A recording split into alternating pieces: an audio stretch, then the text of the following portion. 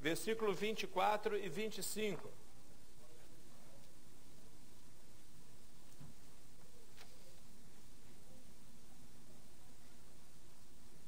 Agora me regozijo nos meus sofrimentos por vós, e preencho o que resta das aflições de Cristo na minha carne, em favor do seu corpo, que é a igreja, da qual me tornei ministro de acordo com a dispensação da parte de Deus, que me foi confiada a vosso favor, para dar pleno conhecimento, pleno cumprimento à palavra de Deus. Vamos ler de novo o 25, falando sobre a igreja, da qual me tornei ministro de acordo com a dispensação da parte de Deus, que me foi confiada a vosso favor, para dar pleno cumprimento à palavra de Deus. Abre em 1 Coríntios 9,16. 1 Coríntios 9, versículo 16 e 17. 1 Coríntios 9, 16 e 17. Se anuncio o evangelho, não tenho que me gloriar, pois sobre mim pesa essa obrigação. Porque ai de mim, se não pregar o evangelho. Se o faço de livre vontade, tenho galardão. Mas se constrangido, é então a responsabilidade de despenseiro que me está confiada. E o último versículo em Efésios 3. Efésios 3, versículo 2 a 4.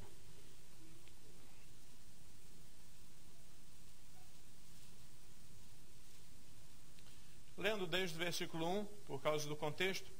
Por esta razão eu, Paulo, o prisioneiro de Cristo Jesus, por amor de vós, gentios, se é que tendes ouvido a respeito da dispensação da graça de Deus, a mim confiada para vós outros. Pois segundo uma revelação, me foi dado conhecer o mistério conforme escrevi há pouco detalhadamente. Pelo qual, quando lerdes, podeis compreender o meu discernimento no mistério de Cristo. As três passagens, ainda em pé, elas falam sobre dispensação. Falam sobre a característica nossa em cumprir algo que Deus planejou. Hoje nós vamos estar compartilhando rapidamente sobre isso em nossa vida. Deus planejou. Deus tem um plano com cada um de nós. E nesse plano Ele revelou a cada um de nós. Ou está revelando. Pois muitos fecham os olhos e ouvidos a essa revelação. Mas Ele revelou a direção que você deve tomar. E o que Ele quer é que você cumpra a palavra dEle. E o cumprimento da palavra de Deus. O cumprir esta palavra. Não é obedecer diariamente os mandamentos de Jesus. Cumprir a palavra é chegar ao final daquilo que Ele escolheu e detalhadamente revelou a você e que tem a ver com a igreja dele. Feche os seus olhos. Senhor, abençoa o nosso coração. Abençoa, ó Deus, a Tua palavra em nós, que é viva e eficaz. Leva, ó Pai, cativo nossos pensamentos, sentimentos. E como o Senhor já vem abençoando esta casa, faz dessa noite uma noite singular, ó Deus, em que o Teu Espírito tenha liberdade de nos ministrar, para que possamos alcançar, ó Deus, sabedoria nesse viver. Fica conosco durante esta noite. Assume, ó Deus, o comando em cada coração aqui presente. Nós tomamos autoridade contra qualquer ingerência do mal. E em nome de Jesus, nós Te louvamos e Te agradecemos, ó Deus. Amém. Podem sentar-se.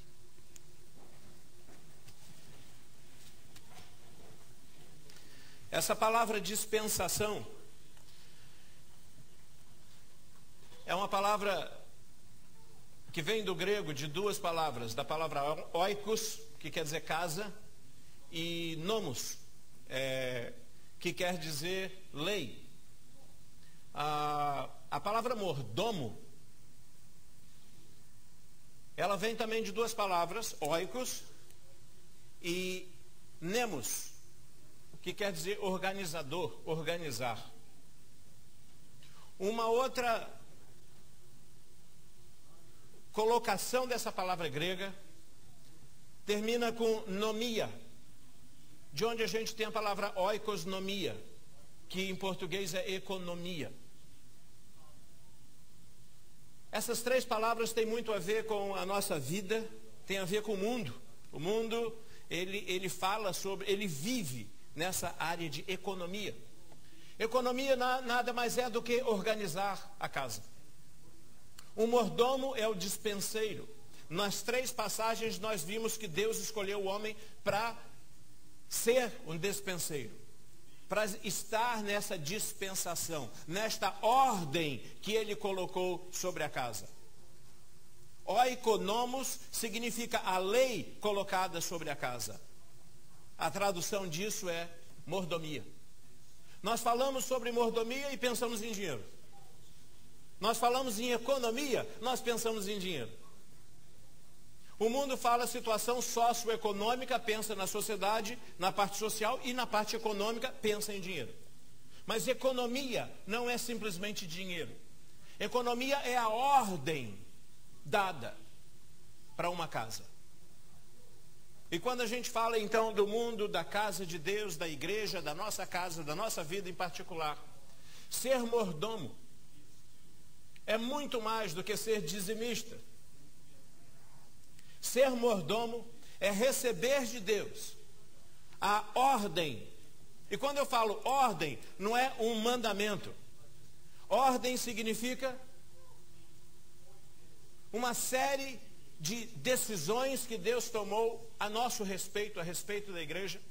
E ordenadamente, Ele revela isso e dá ao homem. Quando Ele abre o véu, quando Ele revela, quando Ele mostra, você vai ver que existe em Deus essa ordem. É uma igreja planejada, é um universo planejado. Essa jesuicidência que o Tom falou hoje de manhã cedo, o assunto que nós estávamos falando sobre o puzzle, o quebra-cabeça. Todo quebra-cabeça tem a mesma cor. É cinza. Ou então aquele cor de café com leite. Na parte de trás. Na parte de trás. E é você que escolhe. Se você quer ser igual a todo mundo, sem uma ordem específica, porque você separa as pecinhas do quebra-cabeça, tem 7, 8 tipos de peça diferentes só. Vira todos de cabeça para baixo, você vai colocar os hominhos que estão assim, os hominhos que estão assim. Não é assim que é quebra-cabeça? E você vai ter essas pecinhas que estão assim, umas 50 iguaizinhas. Essas são as peças que representam os crentes que não querem buscar de Deus a sua área específica na igreja. E eles simplesmente, eu quero ser crente. Mas eles não estão interessados na ordem, na chamada, na visão de Deus. Eles querem fazer parte da coisa. Mas eles não estão interessados na beleza, na cor, na única chamada, feita especificamente para você, antes da fundação do mundo, em que traz você... Obrigado. Uau. Que traz você para fazer parte de uma revelação final do cumprimento da palavra de Deus. Eu me lembro uma vez quando eu estive com Cleide e as crianças num resort lá na Flórida, que nós ganhamos uma semana. Flórida. O de Aruba eu não quero lembrar. Aruba eu estive com o Cleide e as crianças, teve também Sérgio lá. Estou brincando. Mas o da Flórida foi na época daquele furacão Taylor, é isso? Lembra dele? Era Taylor? Era T alguma coisa. Foi depois do Andrew, uns 2 anos depois. E a gente foi para a Flórida para nadar e resultado. A gente ficou dentro do resort os 5 dias porque estava em furacão. E a gente resolveu comprar um quebra-cabeça. Quando você termina o quebra-cabeça e você bota a última peça, isto é o cumprimento da revelação de Deus em nossa vida. É Paulo que chega no final e fala o seguinte: olha, completei. Eu cumpri. Cumprir a palavra de Deus não é obedecer a palavra de Deus. Deus quer que obedeçamos a sua palavra diariamente. Isso é uma coisa. Mas cumprir, o primeiro versículo que nós lemos aqui, vamos ler de novo. Colossenses 1, 24 e 25. Diz: da qual, falando da igreja, versículo 25, me tornei ministro, de acordo com a dispensação da parte de Deus. Lembra dispensação? Ordem na casa, os planos. De acordo com a dispensação da parte de Deus que me foi confiada a vosso favor, para dar pleno cumprimento à palavra de Deus. Dar pleno cumprimento à palavra de Deus significa chegar ao final do que Deus planejou para mim. Significa, eu cumpri a tua palavra. Significa o período que eu estive nessa terra, de 50, 60, 80, 100 anos. Eu ouvi a tua ordem. Eu entendi a figura. Eu escolhi a eternidade. Eu eternizei momentos. Quando ganhei aquele para Cristo. Quando ensinei aquele que não sabia. Quando aconselhei aquele outro, quando trouxe um copo d'água para uma criança. Eu eternizei momentos. E no final da história, eu coloco a última peça do quebra-cabeça, e esse quebra-cabeça é colorido, e é uma figura preparada por Deus, e não é cinza. Eu agradeço a Deus pelos crentes cinzas, os que são iguais a todos, e que a função deles é ser o esteio, as costas, o local onde a gente vai botar o durex ali para a figura ficar legal. Mas eu escolhi, há 30 e tantos anos atrás, não ser cinza. Eu escolhi, Senhor, se o Senhor tem uma palavra, se o Senhor tem um plano, se o Senhor tem uma visão, eu quero saber esta visão. E eu quero cumprir esta visão. Outro dia alguém falou: está indo para o Brasil de novo. Como que eu queria ir? Compra o pacote inteiro. E esse pacote significou que eu, com 20 anos de idade, meu pai tinha acabado de falecer, sendo sócio de 2 usinas de açúcar do Grupo Munir Naum, eu escolhi não ser rico. Eu escolhi não ser industrial. Eu escolhi o Evangelho. Eu escolhi ser um pastor. E nesse plano e essa dispensação que Deus trouxe, incluía a morte de minha esposa, com 4 crianças pequenas. Compra o plano inteiro, compra o pacote todo. E você vai ter, nesta vida, 100 vezes mais, 20 vezes mais, irmãos, irmãs, pais, mães, filhos, filhas. Porque Deus planejou uma figura, uma obra de arte muito mais bonita do que aquela dos peixes. É uma obra de arte que pega o universo inteiro. E aquilo que você vê, né, na Capela Sistina do dedo de Deus, aquilo é feito por um homem. Imagina o dedo de Deus mesmo, pintando a sua vida. E Deus assina embaixo: God, Deus, Jeová. E essa picture, esse quadro, essa obra de arte, não é de outra pessoa, é tua. A única coisa que você tem que fazer é falar: eu não quero ser cinza, eu quero ser colorido. Senhor, me fala o que fazer, e eu faço. E a gente fica brigando. Eu sou cinza mais branquinho. Eu sou cinza mais escurinho. Eu sou cinza mais brilhante. Deus quer que na nossa vida, nas 4 áreas principais, que a gente tenha na cabeça esses 2 detalhes. As 4 áreas principais: minha vida espiritual. Segunda área, a minha vida ministerial. Terceira área, minha vida familiar. Quarta área, minha vida fraternal. Nessas 4 áreas, eu tenho que ter bem claro na minha cabeça 2 coisas. Ser mordomo quer dizer organizar, descobrir de Deus o que Ele tem para cada uma dessas 4 áreas e cumprir. Organizar e cumprir. Easy. É fácil. A vida cristã não é complicada. Organizar e cumprir. Organizar significa ouvir o que Deus tem, pegar essa ordem e começar a fazer como John Haggai falou: eu não durmo hoje à noite se eu não dei um passo na direção do alvo. Organiza e cumpra. Sabe o que é cumprir? Never give up. Nunca desista. Vá na direção que Deus falou. Não planeje baseado no seu orçamento, no dinheiro que você tem, nos bens ou no seu conhecimento. Se você planejar alguma coisa de Deus nessa área, você falhou. Porque tudo isso é bitolado. E Deus é infinito. Então busque de Deus essas 4 áreas. Porque esse é o homem completo. Primeiro, minha área com Deus espiritual. Eu tenho que buscar dele. O que é ser espiritual?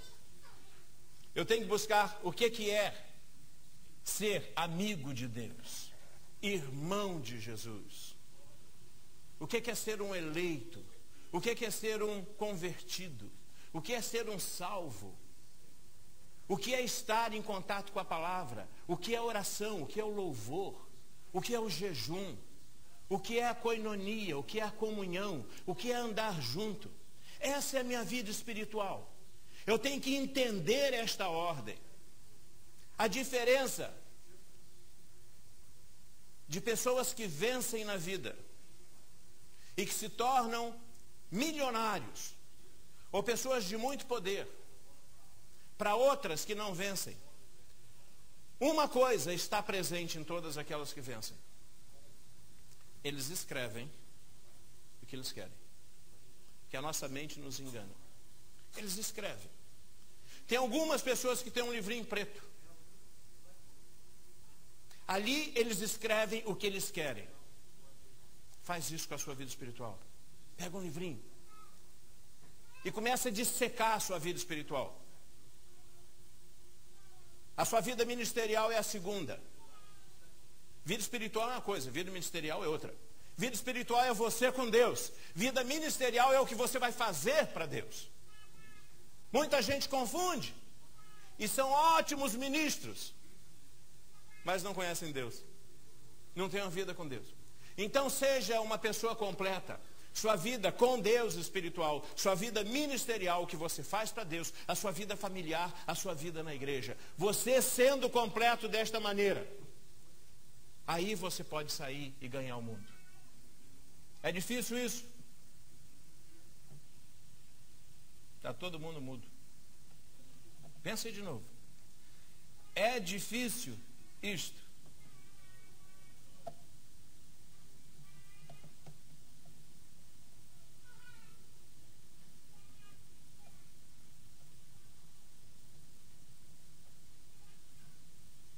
É difícil isso?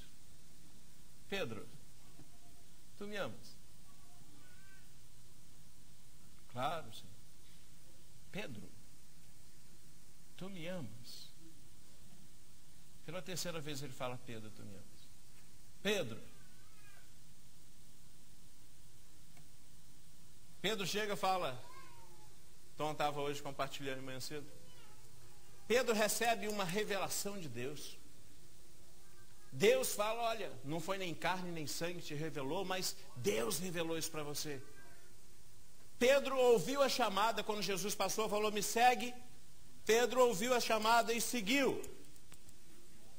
Você já ouviu a chamada de Jesus? Ele já chamou você, Tony, me segue. Um dia você não ouviu isso. Um dia você não levantou e começou a seguir Jesus. Nós já ouvimos a chamada como Pedro. Nós já entendemos espiritualmente quem é Jesus, como Pedro. E Jesus fala, olha, isso não foi alguém que te ensinou, isso é o Espírito Santo que revelou. Como Pedro, nós ouvimos a chamada. Como Pedro, nós entendemos as coisas espirituais. Como Pedro.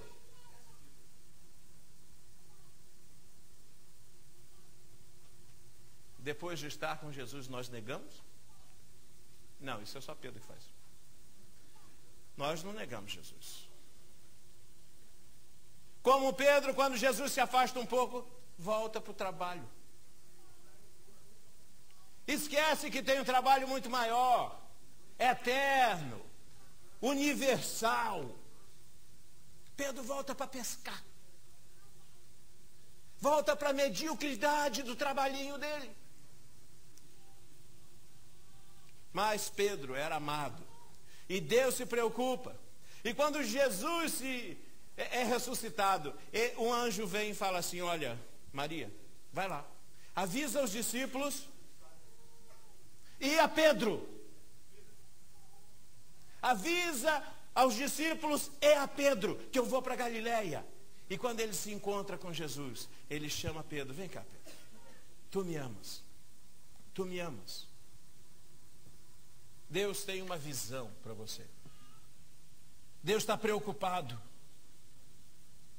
Deus tem um plano. Deus tem uma ordem com prioridades. E tudo isso junto só tem uma função, só tem uma razão. Para que do lado de Deus a visão dele de alcançar o perdido e o mundo e expandir a igreja se cumpra. E a visão referente a você, faça você se tornar aquela parte do quebra-cabeça que sem você o quebra-cabeça fica com buraco. Fica impossível de terminar. Deus está preocupado com você. Deus quer que todos nós cheguemos ao ponto de dizer, Senhor, organiza a minha casa. Vamos botar o que é em primeiro lugar, em primeiro lugar. Se eu sou uma pessoa esquecida, aqui está um papel, um caderno, vamos escrever, vida espiritual, o que é em primeiro lugar? Aí o Espírito vai falar, sua santidade, oração, ele vai falar. Vida ministerial, o que eu tenho no corpo de Cristo, o que eu vou fazer? Vida familiar e vida na igreja. Para terminar, continuando aquela palavra de Pedro, Jesus falou, e eu li isso há 2 semanas atrás, aquele que quiser ganhar a sua vida, perdê-la. Aquele que perder a sua vida por minha causa, ganhá-la. Aí ele fala que a gente deve, a cada dia, o quê? Negar-me a mim mesmo e tomar a cruz dele ou tomar a minha cruz? Fala alto assim, cruz. Nós temos a palavrinha cruz. Jesus falou que eu devo tomar a minha cruz a cada dia e segui-lo. Cruz. Numa outra passagem, Jesus falou assim, aprendei de mim que sou manso e humilde de espírito, porque o meu fardo é leve. Fala a palavrinha, fardo. Fardo. E o que mais? O meu jugo é suave. 3 palavras. Cruz, fardo, jugo. De quem é a cruz? Ele falou, tomar a tua cruz. Não é tomar a cruz de Cristo, não. O que é a cruz? Eu estou terminando com isso. O que é a cruz? O nosso eu. Todo dia eu tenho que pegar o meu eu. Falar, pensa direito. Eu pego o meu eu. Fala, vamos sair, vamos comprar. O que você quer? Ah, bota na cruz. Pega o meu eu e faz o quê? Então a cruz é o quê? A morte. Aquele que quiser ir após Jesus, todos os dias deve pegar a sua morte. e seguir Jesus. Mas Jesus é vida. Então importa que eu morra e viva em Jesus a cada dia. Isso não é no domingo. Isso não é quando eu estou espiritualmente favorável. Aquele que quiser seguir Jesus a cada dia toma a sua morte e segue Jesus. A cruz é minha, a morte é minha. Cruz, minha responsabilidade. Aí ele fala o seguinte: aprendei de mim, porque o meu fardo é leve. Qual é o fardo de Jesus? Hã? Não. O fardo de Jesus não somos nós. O fardo é aquele peso que tem que se carregar. O fardo é o trabalho que Deus mandou Jesus fazer na terra. O que é que ele veio fazer nesta terra? Resumindo, tudo. Salvar o perdido. O fardo de Jesus é salvar a humanidade. Aí ele fala o seguinte: tomai sobre vós o meu fardo. Mas esse fardo não é meu. Não sou eu que tenho que salvar o perdido. Esse fardo e esta responsabilidade é de Jesus. Mas ele me convida a pegar este fardo dele e colocar aqui também. Então a cada dia eu tomo a minha cruz, que é a minha morte. A cada dia eu pego o fardo de Jesus, que é salvar a humanidade. E aí ele fala: e o meu? O que é jugo? Vem do grego zugos. Quem já viu uma canga? Túlio, vem cá, deixa eu exemplificar. Vem cá, você também. É só porque eu estou ganhando. O Túlio é um boi. Abaixa aqui assim. É um touro. A canga é aquele negócio que a gente coloca aqui. Aí tem uma madeira. É que você é um boi também. Aí eu sou a canga, tá? E a canga, a palavra zugos, pode levantar. A palavra zugos significa algo que coloca junto duas coisas. Aqui, abaixa aí, abaixa. Eu sou a canga, aqui. Então, Jesus falou o seguinte: a minha canga, o meu jugo, isso que é jugo, isso aqui. Jugo não é fardo. Muita gente confunde fardo com jugo. Jugo não é isso. Jugo é aquela pedaço de madeira que vai ter uma coisa aqui e outra coisa aqui. É algo que bota junto duas coisas. Jesus fala que eu deva tomar o jugo dele. Então, neste lado, sou eu. Eu botei isso aqui.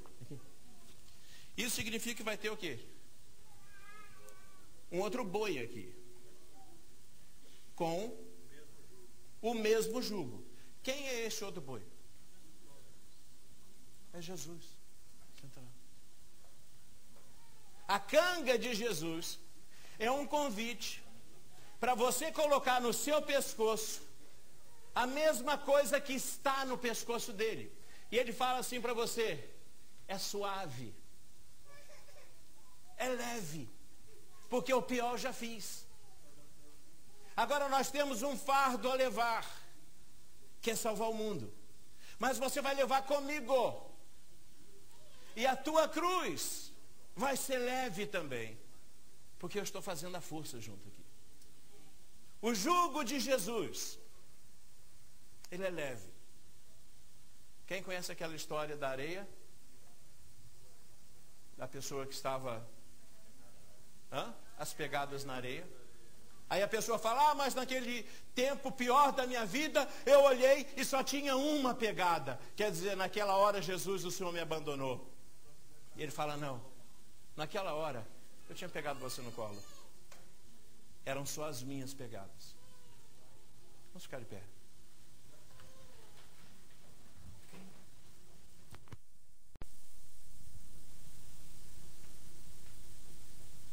Precisa-se dizer mais alguma coisa?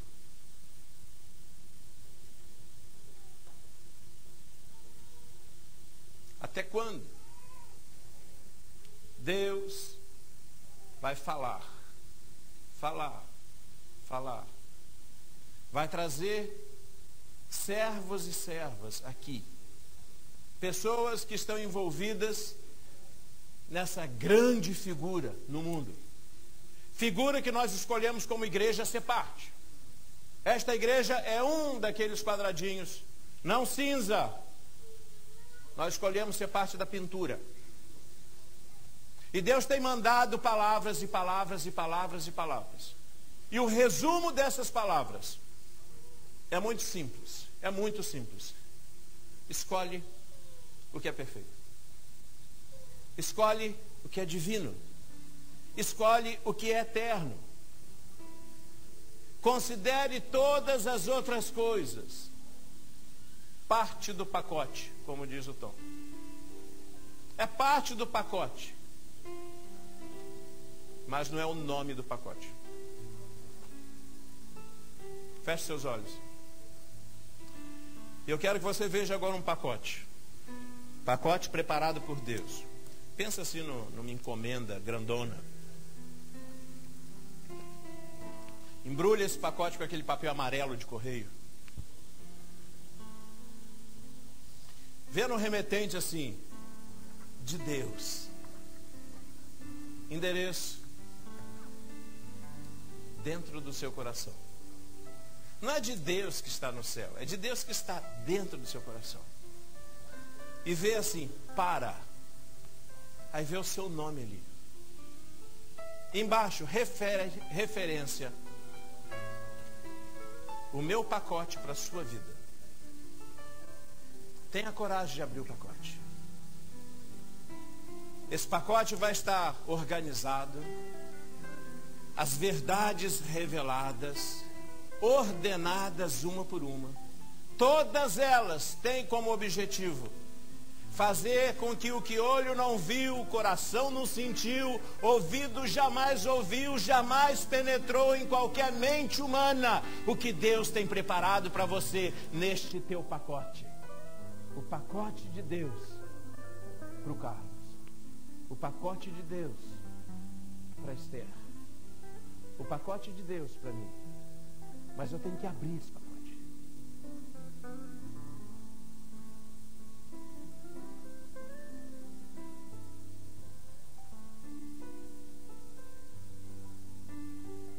Senhor, em nome de Jesus, nós te agradecemos, ó Pai, porque Tu és um Deus que individualizou as chamadas. E de uma maneira maravilhosa, como o Senhor formou o universo, galáxias e bilhões de estrelas. E as colocou, ó Deus, cada uma com uma cor, cada uma com um brilho, em lugares diferentes. E esta ordem no universo mostra a Tua glória de geração em geração, de dia após dia. E uma geração comunica a outra a Tua glória. Nós somos, ó Pai, melhores do que as estrelas, maiores do que o universo. Nós somos a coroa da Tua criação. Individualmente, nós valemos o preço da morte de Jesus. Cada um. Senhor, nós queremos esse pacote integral. Senhor, me dá agora aquele momento eterno de, pela última vez na minha vida, viver esta vida com um pacote debaixo do braço ainda fechado. Senhor, eu quero agora na Tua presença abrir esse pacote e falar aquilo que o Senhor tem para mim desde a eternidade. É isso que eu também tenho para mim.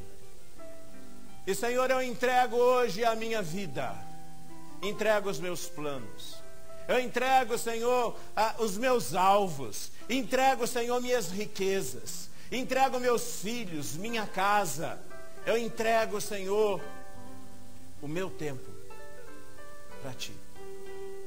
Eu quero começar a organizar a minha vida hoje. Eu quero ser um mordomo, um despenseiro da Tua palavra, que hoje eu decido cumprir, do início ao fim. E essa oração eu faço em nome de Jesus.